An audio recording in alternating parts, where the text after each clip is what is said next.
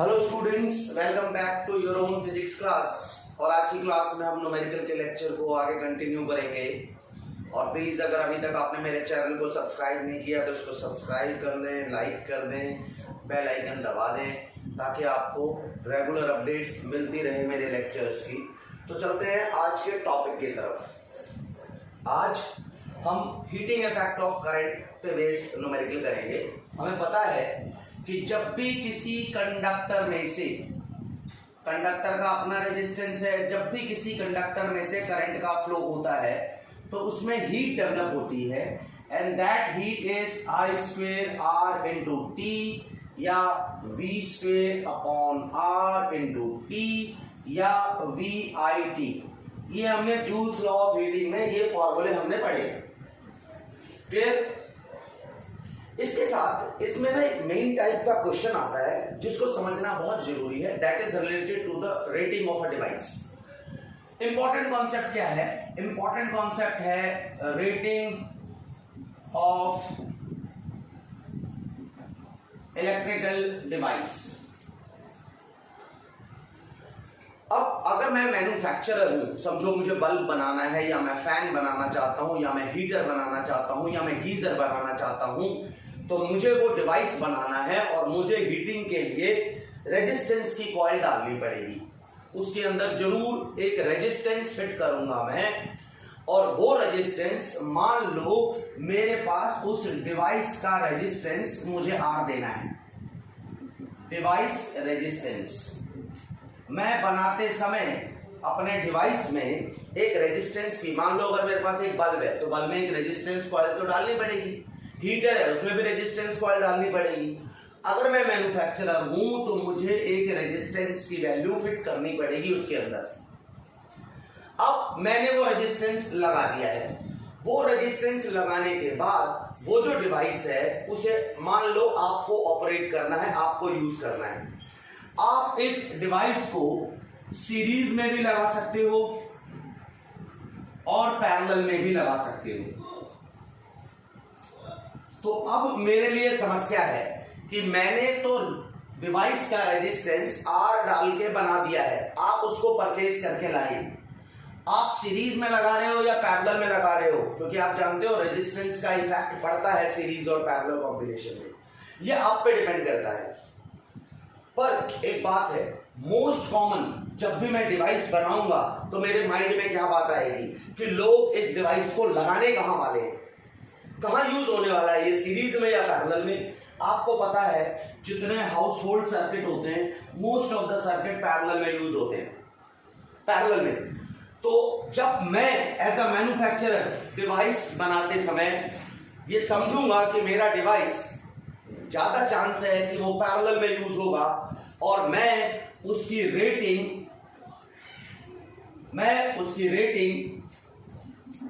Parallel के हिसाब से करूंगा। और मैं क्या करूंगा, मुझे पता है कि पैरेलल में वोल्टेज कांस्टेंट होता है और मैं इस थ्योरी को यूज करूंगा। और मुझे पता है कि power of any device is V square upon R, तो मैं ये फॉर्मूला यूज करूंगा। यानी रेटिंग दे करके कोई भी मैन्युफैक्चरर आपको उस डिवाइस के बारे में बेसिक इंफॉर्मेशन देता है। एग्जांपल समझें आप, एक एग्जांपल कि मैंने आपको एक डिवाइस दिया, मैं कहता हूं 100 what 200 volt bulb.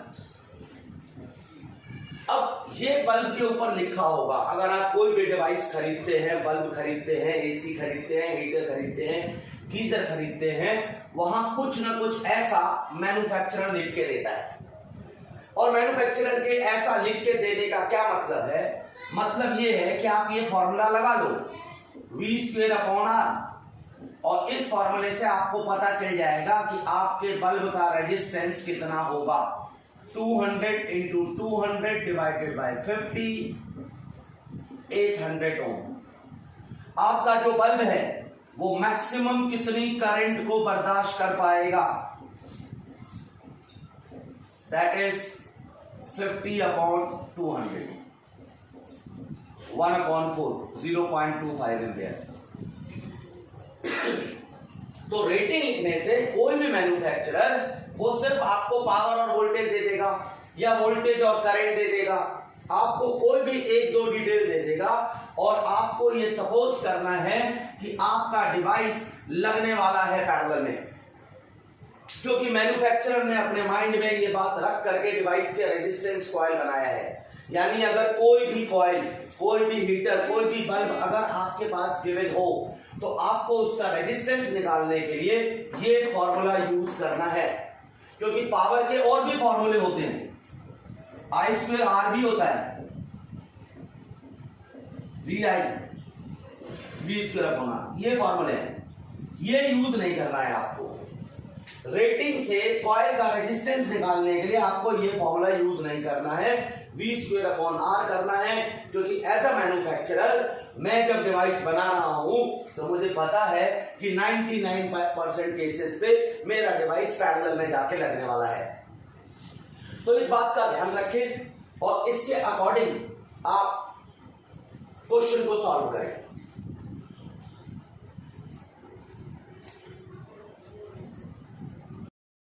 Screen pause करें और खुद ट्राई करें इसको। देखो, एज अ मैन्युफैक्चरर जब मैं डिवाइस बनाऊंगा तो मुझे पता है मैं रेजिस्टेंस लगाते समय ये फॉर्मूला यूज करूंगा। ये तो ये क्लियर हो गया कि किसी भी बल्ब का रेजिस्टेंस यानी resistance is inversely proportional to power, यानी R proportional to 1/E। Higher power smaller resistance, यानी कि जो 100 वॉट बल्ब है इसका रेजिस्टेंस 50 वॉट वाले से कम होगा। सिंपल। एज अ मैन्युफैक्चरर जब मैं मैन्युफैक्चरर कर रहा हूं तो मुझे पता है मैन्युफैक्चरिंग के दौरान कि मेरा डिवाइस पैरेलल में लगेगा। ज्यादा पावर वाले डिवाइस का मतलब वो करंट उसको ज्यादा ड्रॉ करनी है, और कोई भी डिवाइस पैरेलल में लगने के बाद ज्यादा करंट तभी ड्रॉ कर पाएगा जब उसका रेजिस्टेंस कम होगा, क्योंकि पैरेलल में वोल्टेज कांस्टेंट होती है और V equal to I R. अगर R कम होगा तभी I इंक्रीज होगा। ये ध्यान रखें। एज जब भी आपको डिवाइस का रेजिस्टेंस निकालना है जो मैन्युफैक्चरर ने बना के भेजा है, उसके लिए आपको ये फॉर्मूला यूज करना है। अब आपको बोला है कि रेजिस्टेंस निकालो 50 वॉट वाले का, तो 200 इंटू 200 डिवाइडेड बाय 50, 800 ओम। अब आपको कहा गया है रेजिस्टेंस निकालो 100 वॉट वाले का, तो 200 इंटू 200 डिवाइडेड बाय 100, तो रेजिस्टेंस 100 वाले का 400 ओम आया। और कैलकुलेशन साफ क्लियर करता है कि resistance of 50 is more than resistance of 100। अगर कैलकुलेट करने को ना बोले तो जरूरत नहीं है, आप सिंपली लिख सकते हो इस तरीके से। अब दूसरा क्वेश्चन क्या है कि मैन्युफैक्चरर ने तो हमको बल्ब दे दिया, अगर हम उसको सीरीज में यूज करें या पैरेलल में यूज करें तो कौन सा बल्ब ज्यादा ग्लो करेगा। तो देखते हैं कौन सा बल्ब ज्यादा ग्लो करता है। यहां पर मैं पैरेलल कॉम्बिनेशन बना रहा हूं।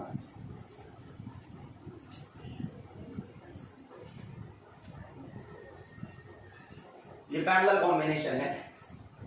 ये 50 वॉट वाला बल्ब है जिसका रेजिस्टेंस मेरे पास 800 ओम है, और ये 100 वॉट वाला बल्ब है जिसका रेजिस्टेंस 400 ओम है। जब करंट यहां से जाएगी, दोनों पैरेलल में कनेक्टेड है, करंट को दो पार्ट्स में डिवाइड होना पड़ेगा, I1 I2। और आपको पता है पैरेलल में वोल्टेज कांस्टेंट होती है। जितनी वोल्टेज 400 वाले बल्ब 400 ओम वाले बल्ब को मिलेगी, यानी 100 वॉट को, उतनी ही 50 वॉट वाले बल्ब को भी उतनी ही वोल्टेज मिलेगी, क्योंकि वो पैरेलल में वोल्टेज कांस्टेंट होता है। अब अगर मैं देखूं तो कीप वोल्टेज कांस्टेंट मेरे पास, देखो इन दोनों आर्म में वोल्टेज सेम होगी, यानी I1 R1 equal to I2 R2। ये बात तो क्लियर है। इसको मैं R1 ले रहा हूं और इधर मैं इधर I1 R1 ले लिया, सिंपल है। अब मुझे ये बात क्लियर है कि जो R1 है it is more than R2 और ये प्रोडक्ट कांस्टेंट है। अगर R1 हायर है तो प्रोडक्ट को कांस्टेंट होने के लिए I1 should be less than I2, यानी इस बल्ब में ज्यादा करंट फ्लो होगा और जिसमें ज्यादा करंट फ्लो होगा वो ग्लो मोर करेगा। R100 वॉट, आपका 100 वॉट वाला बल्ब ज्यादा ग्लो करेगा क्योंकि पैरेलल में लगने की वजह से उसका रेजिस्टेंस जो पहले से ही कम है उसकी वजह से वो ज्यादा करंट ड्रॉ करेगा और वो ज्यादा ग्लो करेगा। जब मैं सीरीज में लगाऊंगा, ये 50 वॉट वाले का 800 और ये 100 वॉट वाले का 400 और मुझे पता है कि सीरीज में सेम करंट फ्लो होता है। आपको पता है सीरीज में करंट सेम होता है, वोल्टेज अलग अलग होगी दोनों के अंदर, बट क्योंकि दोनों में सेम करंट फ्लो हो रही है तो आपको इस केस में जब आप सीरीज की बात करते हो तो I कांस्टेंट रहता है और इस केस में जो पावर का फॉर्मूला हो जाएगा दैट इज I²R। अब आपको पता है दोनों बल्ब्स के अंदर सेम करंट का फ्लो हो रहा है, तो अब कौन सा बल्ब ज्यादा ग्लो करेगा? क्या दोनों बल्ब सेम ग्लो करेगा? बिल्कुल नहीं। क्यों नहीं करेगा? क्योंकि सिर्फ दोनों में करंट सेम है। अगर करंट सेम है तो ज्यादा पावर या ज्यादा हीट वो डेवलप करेगा जिसका रेजिस्टेंस ज्यादा होगा, यानी हीट या power directly proportional to resistance होता है इन सीरीज।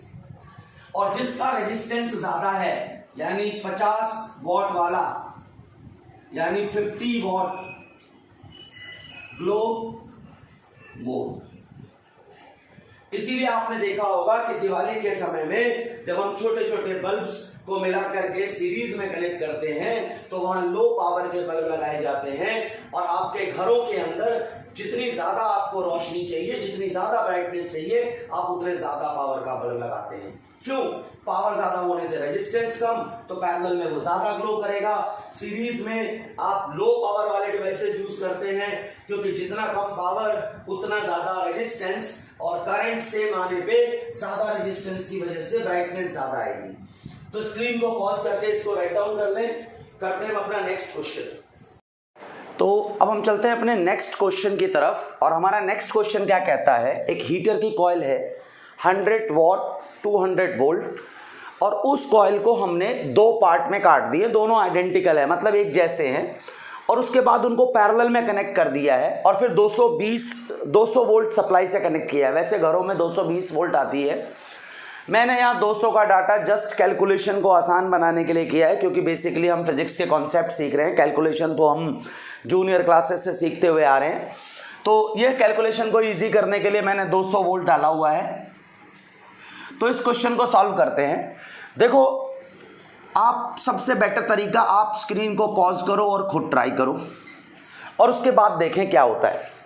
तुम्हारे पास एक हीटर की कॉइल है जिसकी पावर 100 वॉट है और जो ऑपरेट हो रहा है 200 वोल्ट में, ये रेटिंग गिवन है आपको।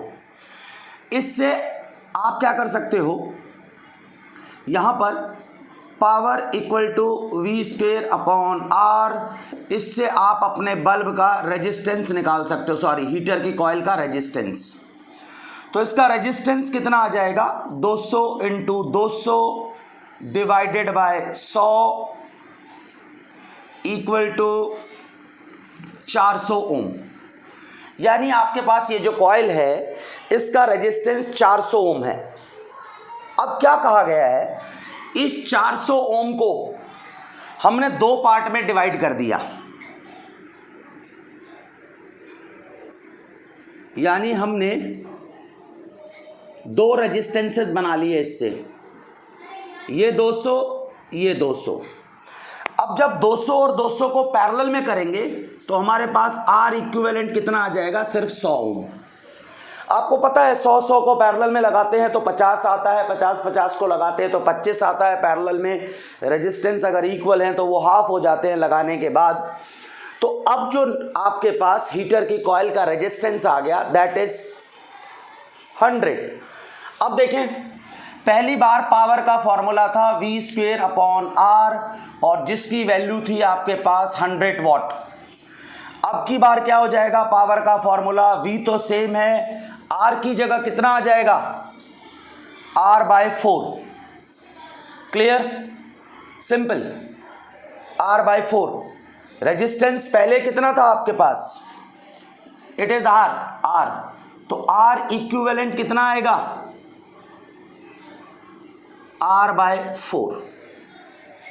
तो यहां R/4 डाल देंगे हम, तो 4 × V²/R।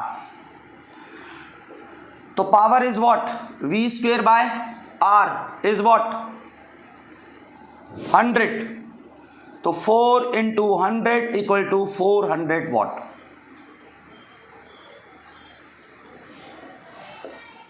तो जो नई पावर कंजम्पशन होगी दैट इज 400 वाट। और आपको क्या कहा गया है, एनर्जी लिबरेटेड पर सेकेंड। आपको पता है energy divided by time = power, या पावर = वर्क अपॉन टाइम। तो पावर पर सेकेंड जो आप काम करते हो दैट इज कॉल्ड पावर। तो इसमें टाइम की वैल्यू है ही नहीं, तो जो 1 सेकेंड में जो एनर्जी लिबरेट करेगा दैट इज 400 एनर्जी लिबरेटेड पर सेकेंड। 400 वाट है, तो एनर्जी निकालने के लिए आप पावर इनटू टाइम कर दो, यानी 400 जूल। सिंपल। यानी हमने देखा कि अगर हमने रेजिस्टेंस की कॉइल ले ली हीटर की, उसको निकाल दिया, उसके 2 बराबर टुकड़े कर दिए और उन्हें पैरेलल में लगाया, तो पावर कंजम्पशन 4 गुना हो गई। आपको पता है कि पैरेलल कॉम्बिनेशन में रेजिस्टेंस कम होना चाहिए, जितनी ज़्यादा पावर होगी रेजिस्टेंस उतना ही कम होगा। या अगर आपने किसी भी सर्किट का, किसी भी इक्विपमेंट का रेजिस्टेंस रिड्यूस कर दिया तो उसकी पावर ऑटोमेटिकली बढ़ जाएगी। ये सिंपल लॉजिक है। चलते हैं नेक्स्ट क्वेश्चन की तरफ। स्क्रीन को पॉज करके इसको नोट डाउन जरूर कर लिया करें हर क्वेश्चन को, ये आपके लिए बहुत ज़्यादा बेनिफिशियल है ताकि रिवीजन के टाइम पे आपको प्रॉब्लम ना हो। दूसरा क्वेश्चन नंबर 3 क्या कहता है हमारे पास, ये कहता है an electric heater and an electric bulb rated 500 what 200 volt and 100 what 200 volt respectively, both are connected in series to 200 volt DC mains. Calculate power consumed by heater bulb. देखो 200 ही ले लेते हैं इसको भी, क्योंकि 200 से कैलकुलेशन आसान हो जाएगी। आपके पास एक हीटर है, ये हीटर है, ये बल्ब है, दोनों सीरीज में कनेक्टेड हैं। अब सीरीज में एक बात सेम होती है, दोनों में करंट सेम जाता है। कौन कितनी पावर कंज्यूम कर रहा है ये आपको निकालना है। अब देखो इनकी दोनों की रेटिंग दे रखी है। बेटा कनेक्शन हम जो कर रहे हैं वो हमारी मर्जी है, कनेक्शन करने से कोई किसी को रोक नहीं सकता। बट एज अ मैन्युफैक्चरर जब ये डिवाइस बनाए गए होंगे उस समय इस बात का ध्यान रखा गया होगा कि कनेक्शन पैरेलल में होते हैं। तो अगर आपको इस हीटर का रेजिस्टेंस निकालना है या बल्ब का रेजिस्टेंस निकालना है तो आपको रेजिस्टेंस का फॉर्मूला V²/P लगाना पड़ेगा।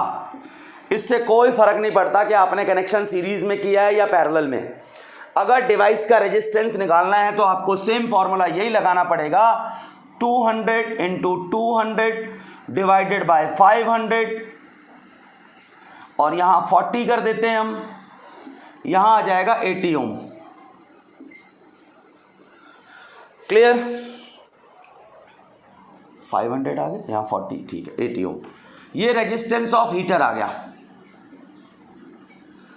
और resistance of bulb, it is also 200 into 200 divided bye 100,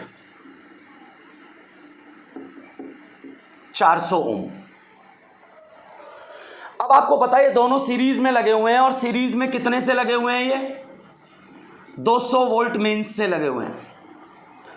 तो सीरीज में इसका और इसका, जब आपके पास, आपको पता है कि पहले से मैन्युफैक्चरर ने बल्ब का इतना और हीटर का इतना रेजिस्टेंस देके भेजा है, और आपने इनको लगा दिया सीरीज में, तो आपको पता है सीरीज में दोनों में सेम करंट फ्लो होगी।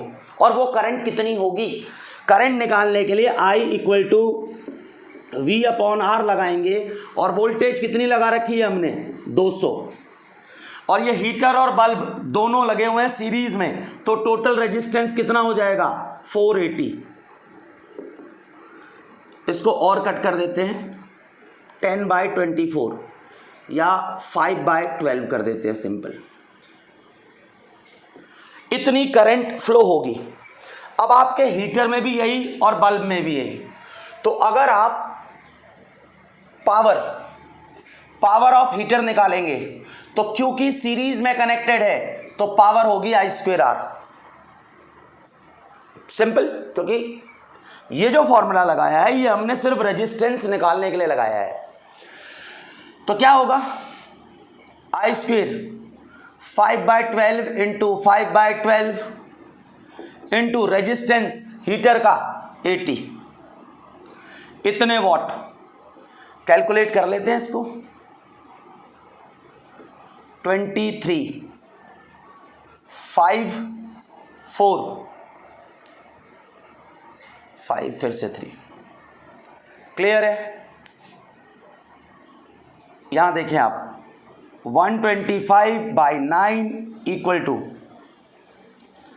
12 में 108। इसको कैलकुलेट कर लें। 125/9, 9 1 ज़ा 9, रिमाइंडर 3, 9 या 27 और 9 एकम 9 बच गया 3, 9 या 27 और 8 और 9 72, इतना समथिंग। क्लियर? समथिंग 17.8 वॉट के करीब आएगा। इसको आप कैलकुलेट कर सकते हैं बड़ी आसानी से। ये हीटर की पावर आ गई। और पावर ऑफ रेजिस्टेंस बल्ब का रेजिस्टेंस नहीं है, बल्ब लगा रखा है।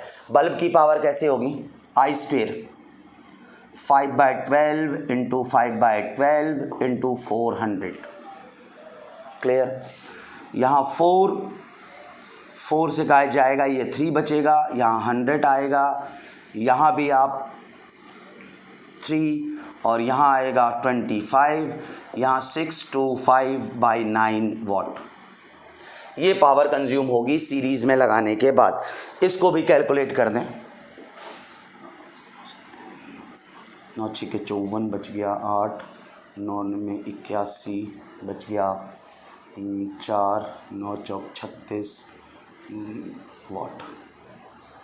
इतनी पावर आएगी। बल्ब इतनी पावर कंज्यूम करेगा और हीटर इतनी पावर कंज्यूम करेगा सीरीज में लगने के बाद। सिंपल लॉजिक है। स्क्रीन को पॉज करें, इसको नोट डाउन कर लें। तो देखें, इसको निकालने के लिए एक बेसिक सा लॉजिक है। पहले आपको कॉइल का रेजिस्टेंस निकालना है, और कॉइल का रेजिस्टेंस निकालने के लिए ये फार्मूला लगाना है। फिर आप देख लो कि सीरीज में लगे हुए हैं या पैरेलल में। पैरेलल में लगे हुए हैं तो फिर से वही फार्मूला आएगा, और सीरीज में लगा हुआ है तो I²R लगेगा, क्योंकि अगर दो डिवाइसेस सीरीज में हैं तो सीरीज में उनमें सेम करंट फ्लो होती है। क्लियर? स्क्रीन को पॉज करके नोट डाउन कर लें। चलते हैं अब अपने नेक्स्ट क्वेश्चन की तरफ।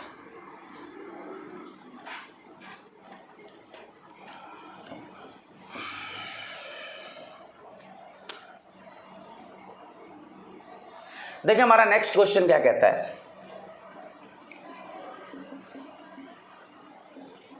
100 what 200 volt bulb is connected to 100 volt source, calculate the power consumed by the bulb. एक बल्ब है, उसकी रेटिंग ये है, वो 100 वॉट यूज करता है जब आप उसको 200 वोल्ट में कनेक्ट करते हो। स्क्रीन को पॉज करो और राइट डाउन करो, खुद कोशिश करो इसको। देखो, पावर का फॉर्मूला होता है, किसी भी पावर का फॉर्मूला V²/R होता है, इससे रेजिस्टेंस V²/P आएगा, क्योंकि मैन्युफैक्चरर ने रेजिस्टेंस फिक्स बनाया हुआ है और उस रेजिस्टेंस की क्या वैल्यू है, दैट इज 200 × 200 डिवाइडेड बाय 100। तो इस बल्ब का रेजिस्टेंस 400 ओम है। ये चीज फिक्स है, इसमें कोई प्रॉब्लम नहीं है, कोई समस्या नहीं है। अब आप क्या कर रहे हो, इसको उठा के किससे कनेक्ट कर रहे हो, 100 वोल्ट से। तो अब ये पावर कितनी कंज्यूम करेगा, P dash equal to V²/R। V कितना है, 100 × 100 डिवाइडेड बाय R कितना है, 400, 25 वॉट। सिंपल। इसका एक और तरीका है, आपको पता है power equal to V²/R, which implies that power is directly proportional to V²। Power voltage के डायरेक्टली प्रोपोर्शनल है, क्योंकि बल्ब को उठा करके आप 200 वोल्ट में जो बल्ब कनेक्ट होने वाला है, अगर उसको आप 100 वोल्ट में कनेक्ट कर दोगे तो आपके कनेक्शन से रेजिस्टेंस में कोई फर्क नहीं पड़ने वाला। भैया, अगर 100 वॉट का कोई बल्ब है आपके पास, उसके कॉइल की जो रेजिस्टेंस है, अगर आप उसको 100 के बदले 200 वोल्ट में लगा दो, 50 वोल्ट में लगा दो या 500 वोल्ट में लगा दो, कॉइल का रेजिस्टेंस चेंज नहीं होने वाला है, क्योंकि मैन्युफैक्चरर ने वो बना के भेजा है। तो रेजिस्टेंस तो कांस्टेंट है, इसका मतलब power is directly proportional to V²। और अब देखो, जो नई पावर है उसमें जो वोल्टेज है वो V डैश है और वो V/2 का स्क्वायर है। तो क्या होगा, जो P डैश है वो V²/4 हो जाएगा, यानी पावर पहले से 1/4 हो जाएगी। एक सिंपली बोल सकते हैं कि अगर 100 वॉट का बल्ब है तो वो 25 वॉट कंज्यूम करेगा। Simple logic. नेक्स्ट क्वेश्चन की तरफ चलते हैं। नेक्स्ट क्वेश्चन कहता है, अ 30 volt 90 watt bulb is to be connected on 120 volt DC। अब 30 वोल्ट में जो कनेक्ट होना चाहिए था, जो 90 वॉट का बल्ब है, इसको हमने कनेक्ट कर दिया 120 वोल्ट DC के साथ। ठीक है, for the proper glow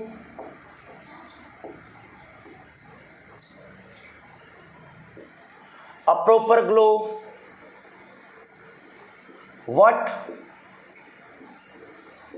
resistance be connected in series। अब देखो, ये बल्ब की रेटिंग है,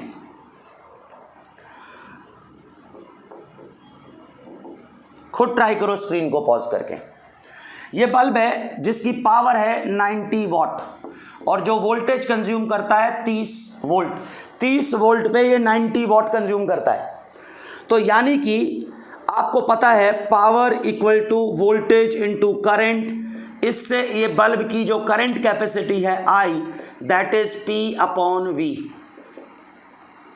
power is 90, it is 30, it is 3 ampere. यानी इस बल्ब में जब 3 एम्पियर करंट जाएगा तो ये प्रॉपरली ग्लो करेगा।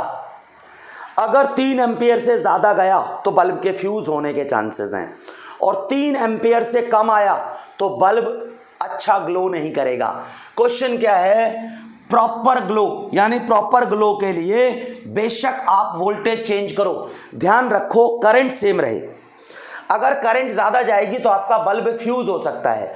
तो आप क्या करो, let resistance R connected in series, R dash ले लेते हैं। पहले इसका पुराना रेजिस्टेंस निकाल लो, जो आर होता है that is V square upon P, 30 into 30 divided by 90, that is 10 ohm. पुराना रेजिस्टेंस 10 ओम है। अब आप देखें, आपको इसमें करंट कितनी चाहिए? 3 एम्पियर, और आप कनेक्ट किससे कर रहे हो इसको? 120 वोल्ट। तो आपको पता है V equal to I into R होता है। तो वोल्टेज कितना है आपके पास? इट इज कितना वोल्टेज से कनेक्ट करना है इसको? 120 वोल्ट। आई कितना होना चाहिए? सिर्फ 3 एम्पियर। रेजिस्टेंस कितना होना चाहिए? 10 प्लस आर। क्लियर? तो ये कितना, इसको इधर भेज दो, 40 equal to 10 plus R, which implies that R equal to 30 ohm. Simple भाई। अगर आप 120 वोल्ट से कनेक्ट करोगे तो आपको पता है V equal to I R होना चाहिए, और वोल्टेज तो 120 कर दिया आपने। करंट आपको मैक्सिमम 3 एम्पियर चाहिए, 3 से ज़्यादा अगर बल्ब में गया तो बल्ब फ्यूज हो जाएगा। तो सिंपल है, पुराना रेजिस्टेंस 10 था, 900 डिवाइडेड बाय 90, 10 पुराना था, आपने R सीरीज में कर दिया तो कितना हो गया? 10 plus R, clear, equal to 40, R equal to 30 ohm. तो अगर हम 30 ओम का रेजिस्टेंस सीरीज में लगा दें बल्ब को, तो हम इस 90 वॉट 30 वोल्ट बल्ब को 120 वोल्ट में प्रॉपर ग्लो के साथ जला सकते हैं। स्क्रीन को पॉज करें, इन सबको राइट डाउन करें। करते हैं अपना नेक्स्ट क्वेश्चन। किसी भी तरह के डाउट के लिए कमेंट सेक्शन में कमेंट करें, आपको आपके डाउट्स का आंसर दिया जाएगा, प्रॉपर सॉल्यूशन किया जाएगा। अभी जो हम क्वेश्चन कर रहे थे, इनमें मेरे पास एक डाउट आया था सीरीज और पैरेलल वाले क्वेश्चन का, तो मैं आगे कराने से पहले इस क्वेश्चन को ही सॉल्व कर देता हूं। जो कॉम्बिनेशन का एक क्वेश्चन था कि भाई ये 4 ओम का रेजिस्टेंस है और ये टर्मिनल ए है,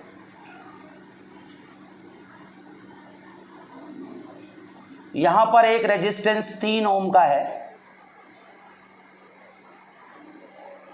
और एक कनेक्शन यहां पर है 6 ओम का रेजिस्टेंस है, और यहां पर ये ऐसे करके ऐसे कनेक्शन है। इसका मतलब ये दोनों वायर आपस में कनेक्टेड नहीं है। आपको ए और बी के बीच में इफेक्टिव रेजिस्टेंस निकालना है। अब आप देखो, ये कॉपर की वायर है, तो यहां का वोल्टेज ए और यहां का वोल्टेज बी, तो यहां बी बी। क्लियर? अब देखें, यहां पर डायरेक्ट हमने यहां पर एक ऐसे करके पॉइंट ले लेते हैं, और ये 12 ओम का रेजिस्टेंस और है। अब आप देखो, यहां भी ये डायरेक्ट कॉपर की वायर है, तो अगर ये पॉइंट सी है तो यहां का वोल्टेज भी सी होगा। मैं पॉइंट सी मान रहा हूं, और जितना जो पॉइंट मानता हूं मैं वही वोल्टेज मानता हूं। देखो, यहां ये पॉइंट ए है, मैंने मान लिया यहां का वोल्टेज ए है। अब बीच में रेजिस्टेंस आ गया तो यहां का वोल्टेज ए तो हो नहीं सकता, तो यहां का वोल्टेज सी मान लिया। ये डायरेक्ट कॉपर की वायर है, तो यहां का वोल्टेज भी सी है और यहां का वोल्टेज भी है। अब आपको क्या करना है? आपको मूव करना है ए से लेके बी तक, और बीच में आपका एक पॉइंट आता है सी। तो आप क्या कर सकते हो, एक बार ए से सी ऐसे मूव कर सकते हो। देखो, ये ए से सी एक रेजिस्टेंस है, ए से सी 4 ओम का। फिर आप देखें, यहां ए से सी एक दूसरा रेजिस्टेंस भी है, ये 12 ओम का। हम कहां से कहां मूव कर रहे हैं, ए से सी, एक ये रास्ता एक ये रास्ता। और अब आप देखें सी से भी एक पाथ ये रहा, सी से भी एक पाथ ये रहा,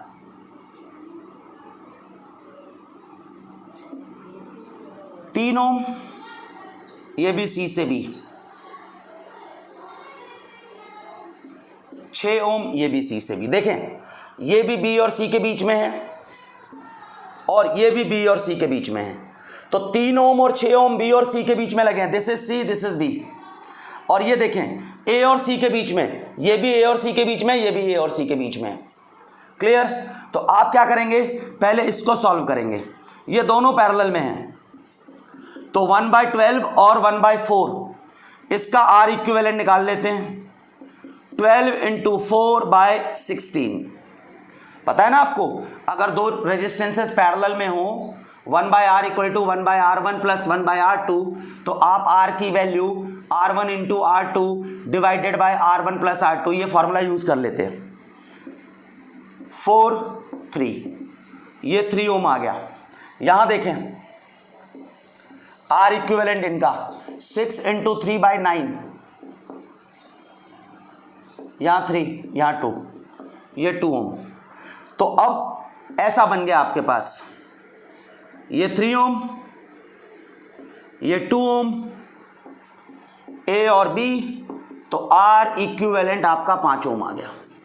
सिंपल सिंपल सर्किट है, थोड़ा सा ये क्रॉस कनेक्शन करके कंफ्यूजन की क्रिएट की गई है। स्क्रीन को पॉज करें, इसको राइट डाउन करें। तो करते हैं नेक्स्ट क्वेश्चन। स्क्रीन को पॉज करें और खुद ट्राई करें, आप खुद ट्राई करें।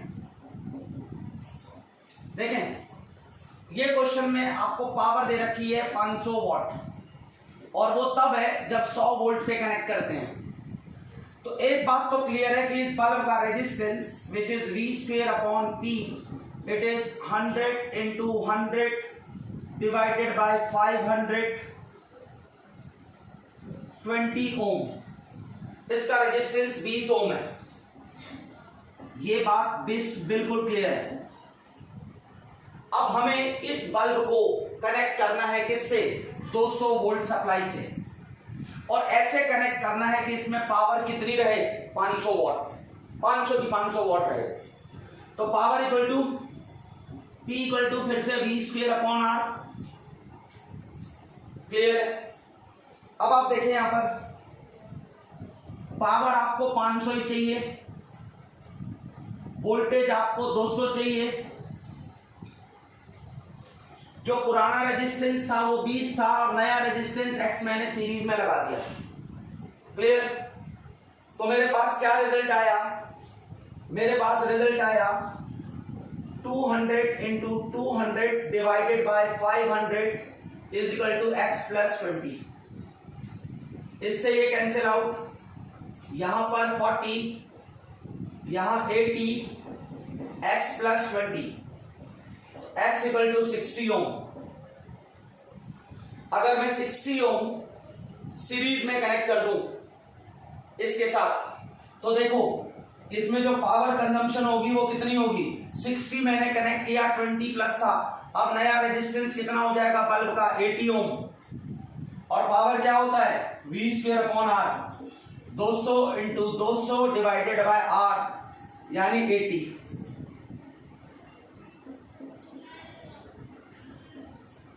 500 वॉट, यानी ना तो पावर चेंज नहीं हुई।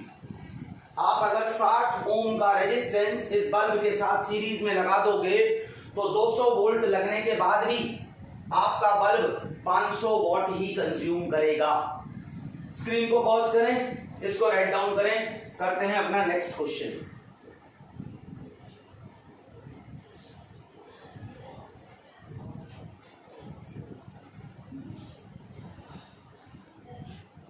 देखिए नेक्स्ट क्वेश्चन क्या कहता है।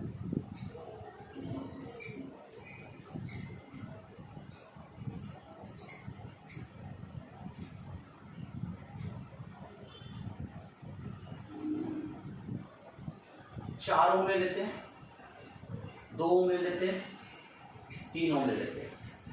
ये 2 रेजिस्टेंसेज है, इस तरह से 3 रेजिस्टेंसेज हैं, 2 सीरीज में है, 1 पैरेलल में है। कहता है the rate of heat dissipation in 4 ohm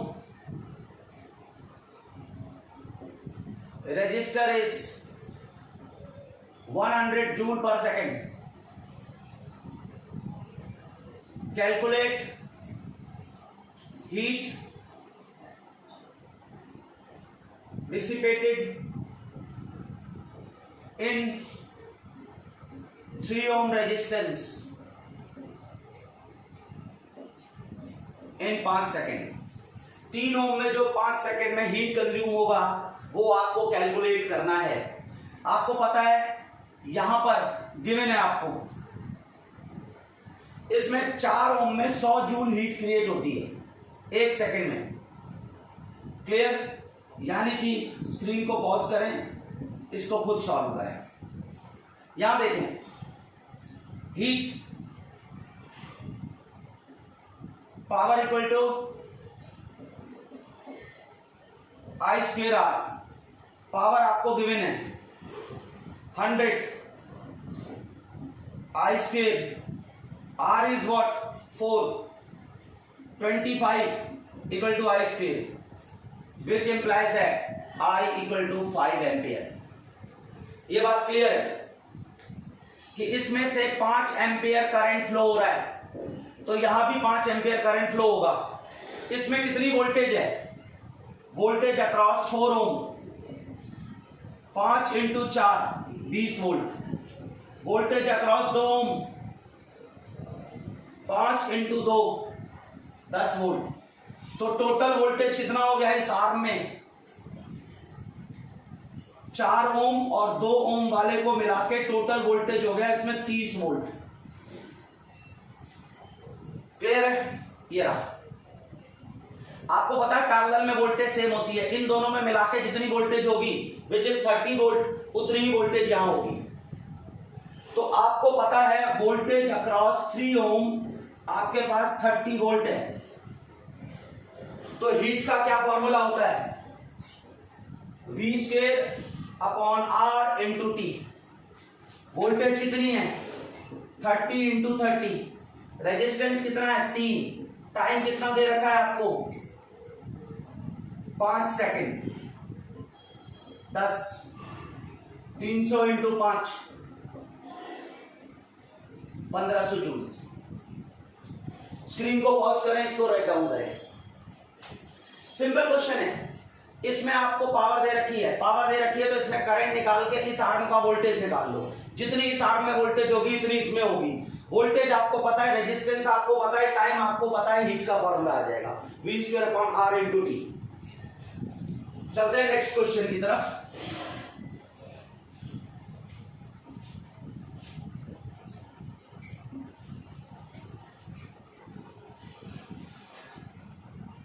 next question कहता है there are 2 electric bulbs rated 50 watt 100 volt and 100 watt 100 volt. They are connected in series with 300 volt DC. Will any bulb fuse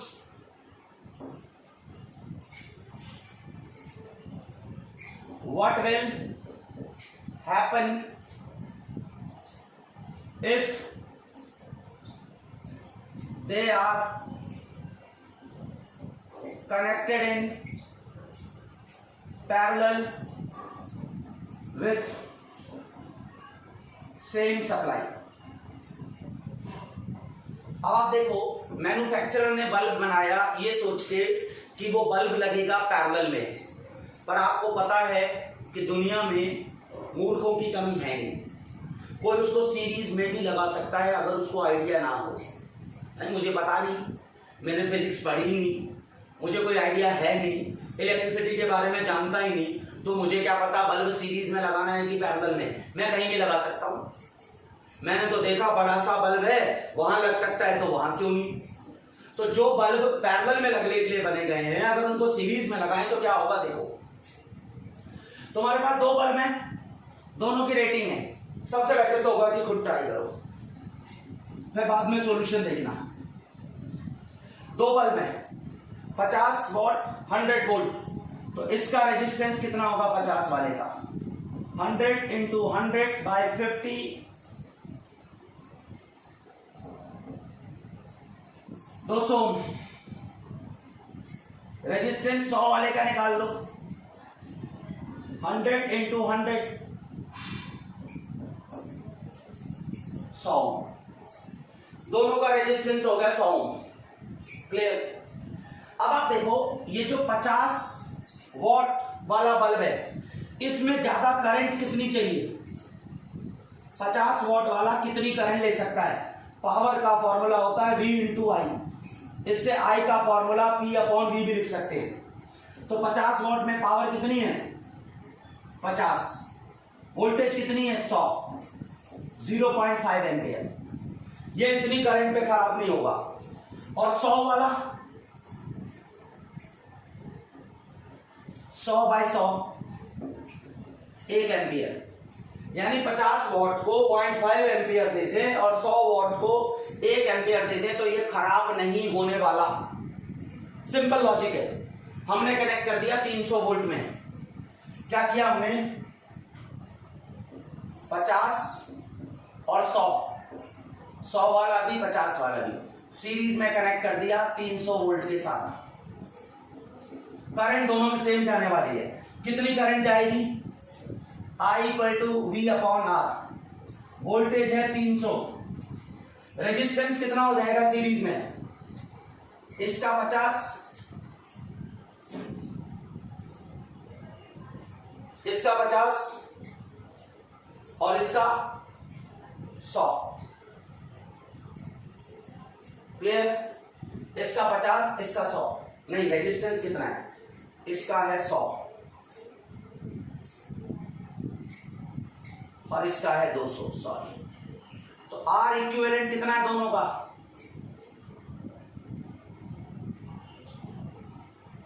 300। तो कितना आएगा 1 ampere. यानी दोनों bulb को अगर आप सीरीज में कनेक्ट कर दो तो यहां से 1 एम्पियर करंट फ्लो होगा। आपको पता है 1 एम्पियर करंट ये तो बर्दाश्त कर पाएगा, ये वाला बर्दाश्त नहीं कर पाएगा, क्योंकि 50 वॉट वाला मैक्सिमम 0.5 एम्पियर ही बर्दाश्त कर पाता है। तो 50 what bulb will fuse in series. Clear है, क्योंकि वो इतना ही बर्दाश्त कर सकता है। सिंपल। रेजिस्टेंस ज्यादा है, करंट कैपेसिटी कम होगी। रेजिस्टेंस कम है, करंट कैपेसिटी ज्यादा होगी। क्लियर। अगर पैरेलल में लगाते हैं तो क्या होगा, 100 इंटू 200 डिवाइडेड बाय 300, 200 बाय 3 ओम। तो करंट कितना होगा इस केस में, V 300, 200 बाई 3, 300 इंटू 3 बाई 200,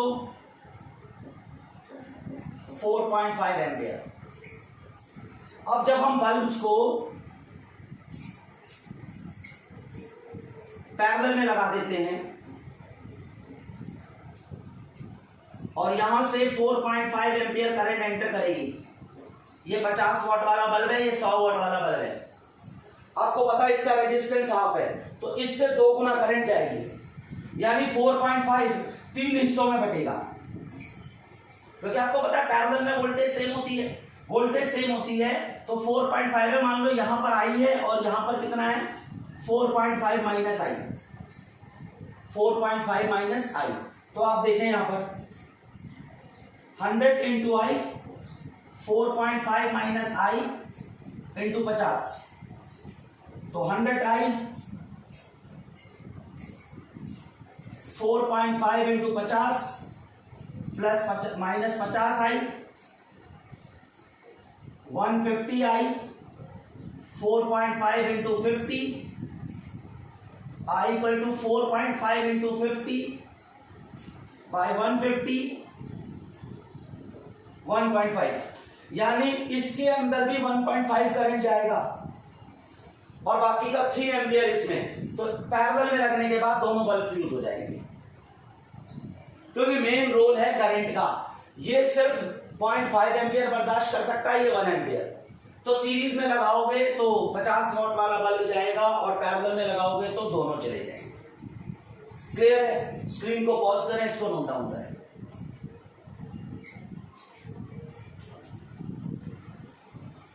चलते हैं अपने नेक्स्ट क्वेश्चन की तरफ।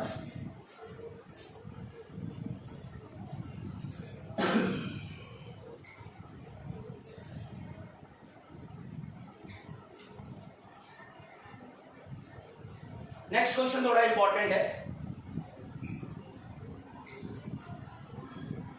An electric cattle has 2 heating coils. When one is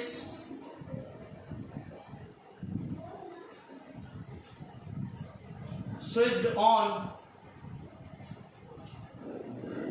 the kettle begin to boil in 6 minutes. When the other is switched on, the boiling begins in 8 minutes. In what time the boiling begins? When the coils switched on simultaneously in series, in parallel. अब तुम्हारे पास ये question बड़ा अच्छा है। तुम्हारे पास एक heater है, उसके अंदर 2 कॉइल्स है। तो खुद ट्राई करें पहले इसको। तो मान लेते हैं late resistance of first R1, तो रेजिस्टेंस ऑफ सेकंड कितना मान लेते हैं R2। 2 कॉइल्स है, एक का रेजिस्टेंस R1 दूसरे का R2, और ये भी मान लेते हैं कि the kettle boils at heat H। भाई कैटल को बॉयल होने के लिए कुछ हीट तो चाहिए। अब वो हीट H है, और आपको पता है हीट का फॉर्मूला क्या होता है, H equal to V square upon R into T. तो पहली बार अगर मैं कॉइल 1 की बात करूं तो इसमें heat v square upon coil R1 into time कितना है इसमें, पहली कॉइल 6 मिनट में बॉयल कर देती है, तो 6 इंटू 60। और अगर मैं कॉइल 2 की बात करूं, इसको भी इतनी हीट चाहिए, v square upon R2 into 8 into 60। दोनों को बराबर हीट चाहिए भाई। कॉइल को मतलब कैटल को बॉयल होने के लिए सेम हीट तो चाहिए, चाहे कोई भी कॉइल करो आप, फर्क सिर्फ रेजिस्टेंसेस का है। तो यानी ये हीट बॉयल करने वाली हीट दोनों बराबर होंगी, यानी कि V square by R1 into 60 into 6, ये 6 है बेटा, 6 मिनट है, equal to V square upon R2 into 8 into 60, 60 cancel, V square cancel, तो हमारे पास क्लियर आ गया कि R2 by R1 equal to 8 by 6 equal to 4 by 3। ये इक्वेशन ध्यान रखें कि आपका R2 बाय R1 4 बाय 3 आ गया। क्लियर? अब हमने क्या किया, दोनों कॉइल्स को सीरीज में कनेक्ट कर दिया। जब हम सीरीज में कनेक्ट कर देंगे R1 को और R2 को, तब भी इसको बॉयल होने के लिए हीट तो ऐसी चाहिए, वोल्टेज सेम है, यहां R1 प्लस R2 हो जाएगा और टाइम हमें पता नहीं। अब पता है दोनों कॉइल लगने के बाद भी हीट चाहिए थी H, और किसी एक कॉइल पे भी हीट चाहिए थी H, ये रही। तो मैं चाहूं तो इस H की जगह ये वैल्यू भी पुट कर सकता हूं मैं V square upon R1 60 into 6 V square R1 plus R2 into T। V square cancel out, clear? तो मेरे पास 6 इंटू 60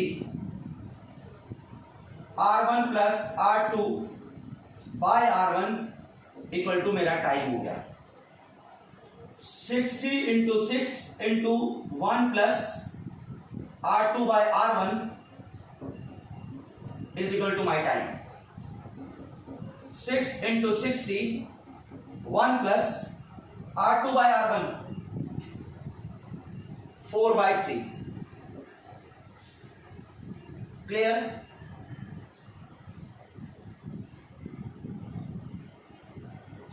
सिक्सटी 6 7 बाय 3,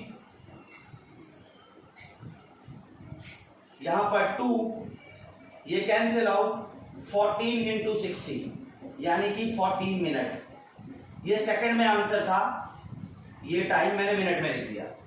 यानी अगर दोनों कॉइल्स सीरीज में लगा दी जाए तो 14 मिनट के अंदर वो हीट होना यानी बॉयल होना शुरू कर देगा। जो सिंगल कॉइल 6 मिनट में भी करती थी और 8 मिनट में करती थी दूसरी, दोनों अगर सीरीज में लग जाए तो 14 मिनट लगेंगे सेम सोर्स से, क्योंकि रेजिस्टेंस बढ़ जाएगा, करंट कैपेसिटी कम हो जाएगी। क्लियर है? अब अगर मैं दोनों को पैरेलल में लगाऊं, स्क्रीन को पॉज करें, इसको नोट डाउन करें। अगर मैं दोनों को पैरेलल में लगाऊं तो मैं यहां पर इसको करता हूं, इसको मिटा देते हैं, उसको रहने देते हैं। पैरेलल में लगाऊं तो R इक्विवेलेंट कितना होगा, R1 into R2 divided by R1 plus R2। इस केस में हीट का क्या फॉर्मूला होगा, V square R1 plus R2 into T। This is heat, और उसको मैं इनमें से किसी एक के बराबर रख देता हूं, V square upon R1 6 into 60,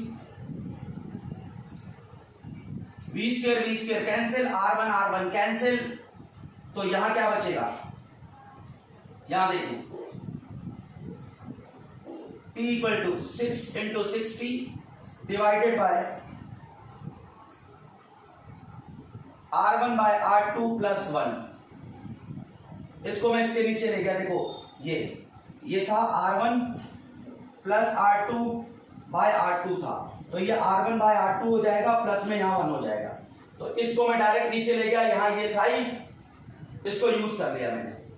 अब यहां देखें 6 into 60 R1 by R2 3 by 4 plus 1, 6 into 60 7 into 4 24 by 7 into 60, या इसको 24 बाय 7 मिनट कर सकते हैं। 7 या 21 1 7 1 7 3.14 सेकंड 3.14 सेकंड या 7 या 21 7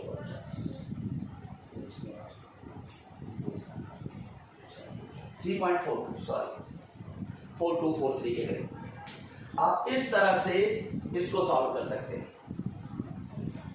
तो स्क्रीन को पॉज करें, इसको नोट डाउन करें। अगर आपके पास किसी भी तरह का कोई भी डाउट आता है तो कमेंट सेक्शन में अपना डाउट जरूर पुट करें, आपके डाउट का डेफिनेटली आंसर दिया जाएगा। और अगर आप इस लेक्चर से सेटिस्फाइड है तो प्लीज चैनल को सब्सक्राइब कर दें, इसको शेयर कर दें ताकि ज्यादा से ज्यादा लोगों तक ये पहुंच पाए। Thank you so much.